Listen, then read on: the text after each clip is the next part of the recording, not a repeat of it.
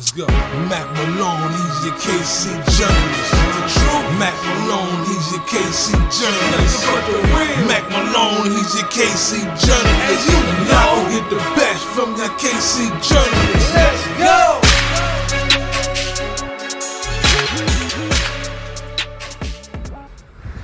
go. Yo, what's the deal, everybody? This is your boy Mack Malone, the KC journalist, and today we are down off a 3rd in Wyandotte in the city market. Now, up until the 1920s, prostitution flourished legally in Kansas City. There were over 40 brothels at one point just inside this city market area. And it's funny because right where the houses and the brothels sat that I'm talking about is the same spot that in the 70s the bars were made and bombed out. Over this same thing, you see, prostitution ran this place.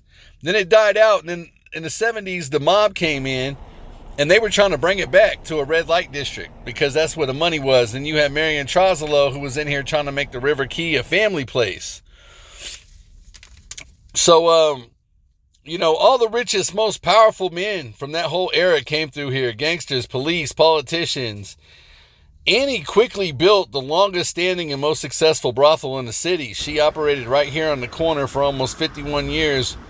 Right here on this corner, right in front of me, where this blue building is where the building sat.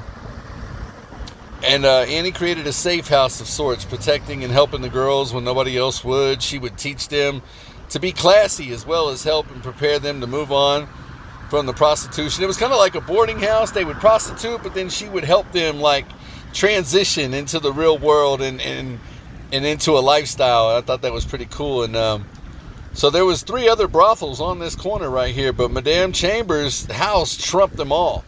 She eventually closed the house down and donated it to the City Union Mission. It served for the mission as well as a boarding house. But so Leanna Lovell, who was also known as Madame Chambers, was born in 1842. As a teen, she marched for Abraham Lincoln. Her father despised her political and community efforts. They threw her out the house, where she ended up moving in with her aunt and finishing school and becoming a teacher. She met William Chambers, who was twice her age. She miscarried 2 babies, became ill, and fell into a coma. Well, while she was in a coma, her husband was killed in a railroad accident. She came back from the coma and awoke and realized that her husband was dead, and she arrived in Kansas City in 1869. She and her friends began working as prostitutes and recruiting other lost women. In 1872, she acquired the mansion at 3rd and Wyandotte, this particular spot that I'm talking about right now, and she built the home into a classy business. The establishment served wine, spirits, cigars, food, prostitution, gambling. She paid off the police, had them patrol, provide security. The Progressive era brought along prostitute laws, though, and the house was finally closed in 1923. Shortly after, she converted to Christianity and she closed her business. And it was so funny because now she's held as a hero. Like she was a prostitute and she ran what they called the House of Sin, but then she turned to God and she gave her money to the City Union Mission. She started helping everybody in the community.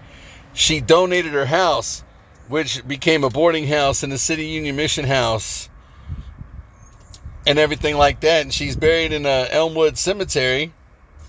Right here is her grave. She had several markers. I noticed on the one down here on the bottom that her birth year was wrong, but this one right here, the oval one, is her final resting place.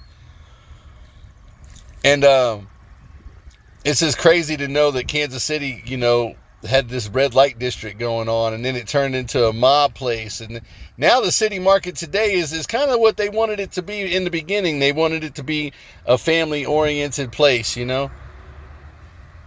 But Annie Chambers definitely is a hero in the town, man. She definitely, she turned her life around and she realized what was important, and she gave up her money, she gave up her house, and she helped people and dedicated her life to helping people.